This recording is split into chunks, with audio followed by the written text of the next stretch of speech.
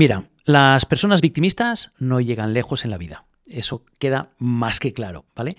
Y hay 4 factores que definen a una persona victimista. Si te identificas con esto, pues bueno, ya sabes que debes empezar a trabajar para ir avanzando, ¿no? Lo primero que caracteriza a una persona victimista es que le ocurren cosas malas, ¿no? Esas cosas malas le ocurren muy a menudo. Vale, le ocurren cosas malas, le ocurren muy a menudo. Siempre, siempre, siempre le ocurren a ella. Siempre me ocurre a mí, siempre me pasa a mí, ¿no? Cosas malas. Muchas. Siempre a mí. Y, por supuesto, la cuarta característica es que nunca es culpa suya. Siempre es culpa de otros, ¿no? Eso es lo que caracteriza a una persona victimista. Y si una cosa queda clara, es que siendo una víctima, comportándose como una víctima, porque hay que diferenciar, Hay gentes que son víctimas de cosas que les han pasado. Y sí, pues bueno, tienes ahí el estatus de víctima, ¿no? Pero que te haya pasado algo y seas una víctima no implica que debas permitir que esa experiencia defina tu futuro, ¿vale? A veces en mayor o en menor medida, obvio, dependiendo de lo que te ha pasado, vas a poder hacer más o menos. Pero esto no es la mayoría de gente, ¿vale? Pero vamos a poner el caso si tú realmente eres una víctima. Si tú eres una víctima y te ha pasado algo, puedes usar lo que te ha pasado o como excusa para no hacer algo o como excusa para hacer algo. Si de pequeño te han maltratado y tú tienes hijos, es fácil que tú maltrates a los tuyos con la excusa de que, claro, a mí me maltrataron, solo podía hacer esto con los míos, porque es lo único que yo conocí. Ok, pero es que te lo puedes tomar al revés y decir, oye, a mí me maltrataron y como no quiero repetir este patrón y no quiero hacer sufrir a mis hijos, voy a hacer con ellos lo que nunca hicieron conmigo, que es darles amor, ¿no? ¿Ves el tema? Entonces, bueno, puedes ser una víctima y eso puede hacer que te lo tomes de un modo o de otro, pero no importa. Hoy no he venido a hablar de esto, hoy he venido a hablar de las personas victimistas. Las personas que se comportan como víctimas cuando realmente no lo son. Si lo fueran, tendrían excusa, pero no lo son, ¿vale? Y los 4 factores que te he mencionado definen una persona victimista. Aparte de esto, pues bueno, una persona victimista es alguien que siempre se está quejando, siempre se queja. Le ocurre algo, se queja. Queda con los amigos, se queja. ¿De quién se queja? Del gobierno, del jefe, de sus padres, de sus hijos, de su marido, del perro, de los basureros porque no pasaron a la hora que tenían que pasar, del camarero porque se ha equivocado. Se quejan de todo, de la economía, de la lluvia, se quejan de todo. Es un componente relativamente tóxico porque te drenan, siempre se están quejando, siempre es todo pesimista.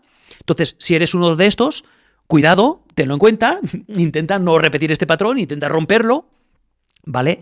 Y si te juntas con personas que son así, cuidado, porque tienen el don de traerte hacia su camino y que tú acabes convirtiéndote en una víctima. Al final, lo hemos hablado muchas veces, eres la media de las 4 o 5 personas de las que te rodeas más a menudo.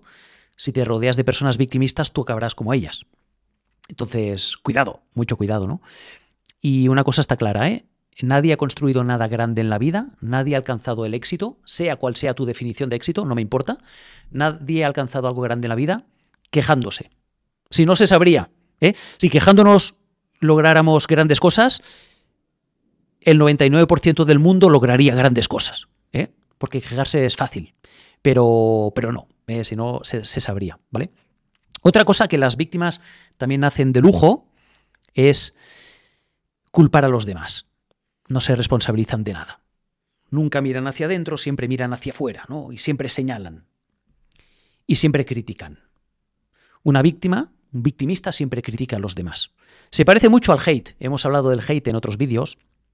Pero son personas que siempre critican, que siempre señalan, y lo que no se dan cuenta, no sé quién me contó esto, pero es muy buena, y es que cuando tú señalas hacia afuera, tienes 3 dedos que señalan hacia adentro. Cuando tú criticas a alguien y le haces un reproche, ¿no? Eso dice más de ti que de la persona que estás señalando. Cuando tú señalas a alguien, eso dice más de ti que de la otra persona. Una crítica dice más de la persona que emite la crítica que de la persona que la recibe. Las críticas son un espejo de algo que no hemos resuelto dentro. de algo que nos genera conflicto. Si tú criticas a la gente que gana mucho dinero, tienes un conflicto con el dinero. Si no, ni siquiera te fijarías en la gente que gana dinero. Si criticas a la gente guapa, ¿qué se ha pensado ahí? Mira, ¿qué se ha pensado? ¿Que la belleza lo es todo? Pues significa que tú tienes un problema con tu imagen o con tu autoimagen, ¿eh? No significa que seas feo. Quizás tienes un problema con ser guapo o tienes un problema con no ser guapo. No lo sé, pero es un conflicto tuyo. Cuando tú vas por ahí criticando, dice más de ti que de los demás. Y bueno, pues eso también es una característica bastante recurrente en las víctimas, ¿no? Y con el hate pasa lo mismo. Pero bueno. Y luego otra cosa que también caracteriza a una víctima, ¿no?